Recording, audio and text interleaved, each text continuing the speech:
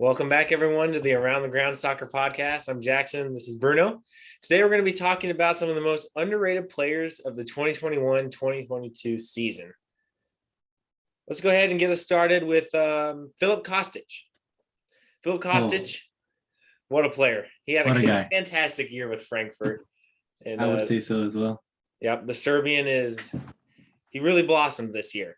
He had 7 goals and 13 assists across the season. That includes both the Europa League and the Bundesliga.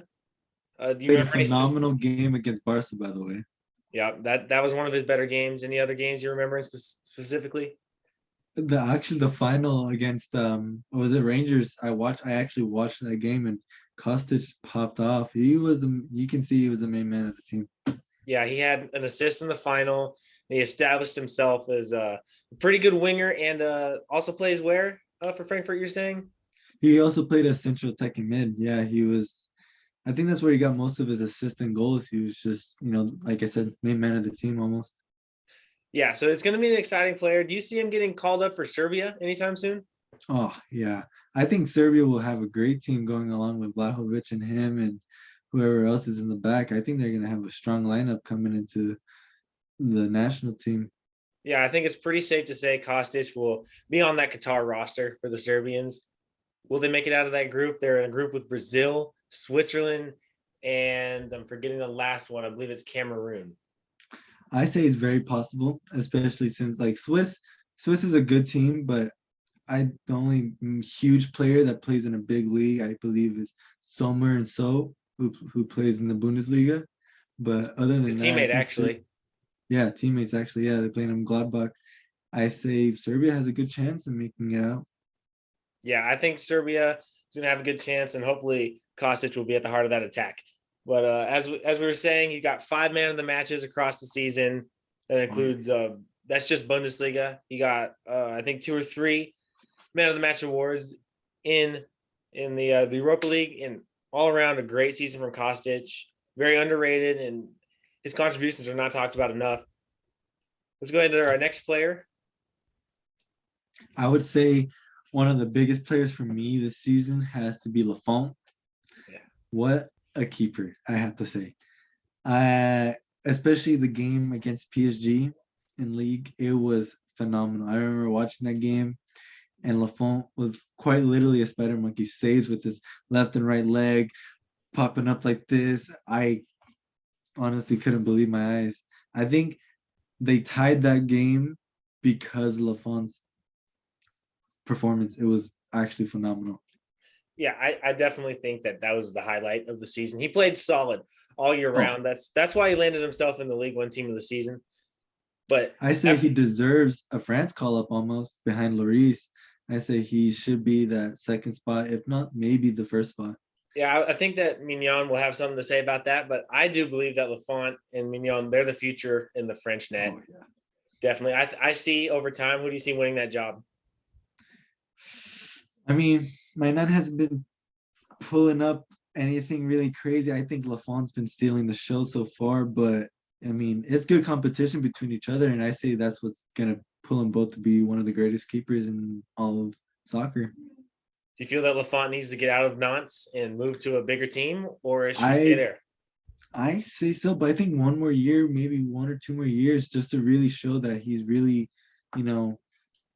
what you say, consecutive. Like he does the same performance over and over. Yeah, so consistency is key. Consistency, yeah. I say that is very, very important. So if he can just keep that up, I'd say he'd probably go to a huge club that needs one. Yeah, that like we were saying, there's not too many stats we can highlight goals and assists because he's a goalkeeper, but that man of the match performance against PSG was the highlight of the season, and he deserves to be recognized as one of the most underrated players this season for sure across all the leagues, not just the League One. Going into the next player, we're gonna have Patrick Schick, the Czech Republic international, playing for Bayer Leverkusen. And he's like what, 25 years old? Yeah, he's only 25 or 26. I first started hearing about this guy when he scored that worldie against Scotland at the Euros, and then continued to have an amazing Euro campaign. But this season in the Bundesliga, he definitely definitely settled himself into a spot where people are saying he's one of the better strikers in the Bundesliga. He scored 24 goals and 3 assists in the Bundesliga alone in just Wow, 26 games, which is a fantastic return, that is. especially for a player not playing for one of the well, Leverkusen are one of the top teams, but they're not like a Bayern or a City where chances are coming in left, right, and center. This guy had to create his own chances. I think it's more just from where he's from, Czech Republic. I mean, well, the player do you know besides Nedved that's a huge talk, you know? So I mean, seeing a player like that scoring goals, being a main man of the team, you know, I say that's very, very important for him. I say he's gonna get a lot of big clubs looking at him if he pulls this off another year, and I say it would be really good for him. And I think he has a solid spot in Czech Republic. I mean, I don't think anybody's gonna take that spot. No, he's not going anywhere. He'll be their striker for a very long time. But he's got a huge frame to him. I think he's 6'4", I believe, if I'm Oh not wow. mistaken. And he can win an aerial duel. What league and what team do you see him going to? Personally, I think that this is a Premier League player in a few years. You He think fits the so? bill. He fits the bill. Everyone says the Prem is the most physically challenging league. I don't know. I don't think he has the pace for it. I think Premier League is very fast paced. I think he fits more maybe La Liga, League One, but more La Liga. I mean, look at Ben's not a super pacey player, but that man wins aerials, that man wins the balls, that man shoots and scores. I say, like, look at also Iñaki Williams, also a very tall player. So I mean, I think shaking La Liga would be very, very good. I'd like to see it, but I don't know if this was such an underrated player because he was like the second top scorer in the Bundesliga this season. But I just didn't hear his name out there as much as I think they should have. He did win a Player of the Month as well. He was recognized, Mhm. but this guy had an incredible season. Like 24 Yes, goals in 24 26 goals. games is fabulous. That is It's, crazy. That's a it's lot. behind Robert Especially for a Lewandowski. professional player, that is a lot of goals. Yeah, behind Robert Lewandowski to score the second most goals in a Bundesliga campaign. Just I don't think he deserved enough recognition. I don't think that he even got into the Bundesliga team of the season, which is beyond me. But But what yeah, a player! I think Verts got into it besides him, which I think is kind of crazy. I mean, Verts had a great season as well, but Schick was unbelievable. Yep, absolutely. Going into our next player. Our next player, I have to say, is Terrier. Terrier did pull off a great season for Rennes. I mean, I think it was like 24 goals in 37 matches as a left wing. I think he also played as center forward, but wow, for a left winger, that's a lot of chances and goals and assists. I mean, wow. Yeah, France is unbelievable. The talent coming out of that country right now is just disgusting. Leo mentioned in a previous episode that they could have about 3 different squads that could make a World Cup run. They could have 3 different starting Yeah. 11s that could challenge for that trophy in Qatar. And he's not even kidding. I don't Well, think Terrier even will get called up for the national no, team. he won't. I don't think he will either. I mean, look at who France already have up there. They got Coman, Mbappe, Benz. They're still generating more players, And and it's like, Kunku's coming up. yeah, you just can't keep up with who's going in and who's going Griezmann's out. still out there getting it in the starting lineup. I don't think he should, but He shouldn't, but he is. So yes. it's genuinely incredible. This guy, he did win himself a Player of the Month and found himself in the League One team of the season with his Rennes put together a pretty good year. I say Rennes is actually one of those very underrated teams in the world only because the players they generate. We saw last year with Camavinga, and then Camavinga got transferred to Real Madrid, who is actually doing really good and a Champions League final winner. I mean, look at who they're producing here. I think Terrier could be a very big player in the top leagues, maybe even the top teams. I say one of the biggest clubs that should get him is probably Liverpool. I think Liverpool should have got him because they lost Mane and they're needing that left wing spot. So Terrier is a good option.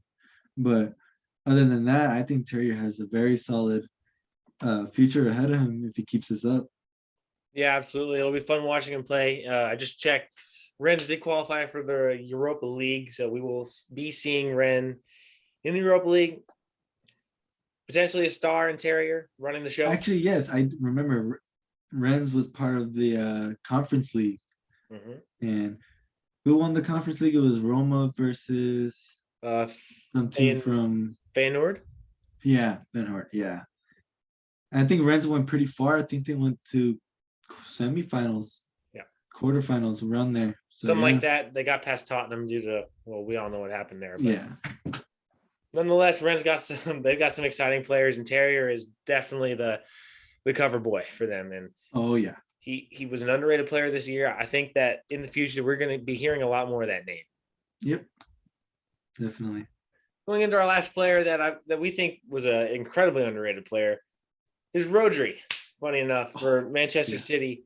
Once again, all these guys. I mean, if they're performing on a consistent basis, they're not going to be underrated. They're going to get Oh yeah. their flowers. But these guys aren't talked about enough, in our opinion, judging by I the say seasons they had. Rodri is gonna be one of those big players because we look at Spain at least the national side, they're gonna lose Busquets and a bunch of other players. So I mean, Rodri filling in that position is very, very good for Spain. I mean, he plays kind of similarly. I mean, they're both big bodies, good on the touch, passing, not as pacey, but they both play the same style. So at least nationally, they're pretty chilling with Rodri in the midfield.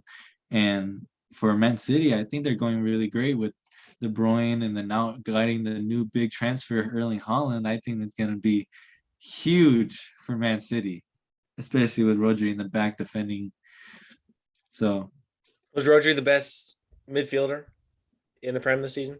I wouldn't say the best. I think he was a very underrated and not very talked about. I think everybody looked at Jordan Henderson and all the other players in the league, but I say Rodri should be up there in the talks. I mean, he I think was he a huge was. factor.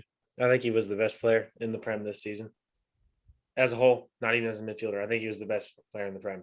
I think that his impact on that City team lifted them into the final standings, finishing first, of course. I mean, even on the final day, he scored the goal to equalize against Aston Villa to pull them back, and eventually get that winner in Ilkay Gundogan. But I do think that Rodri was the most instrumental player in that team.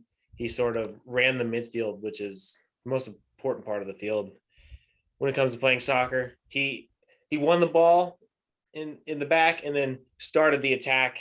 Yep. And that just orchestrated the entire way that City play. He won the ball in the back, distributed it out wide so they can just throw balls in the box to Jesus and De Bruyne and whoever's there lurking, Sterling.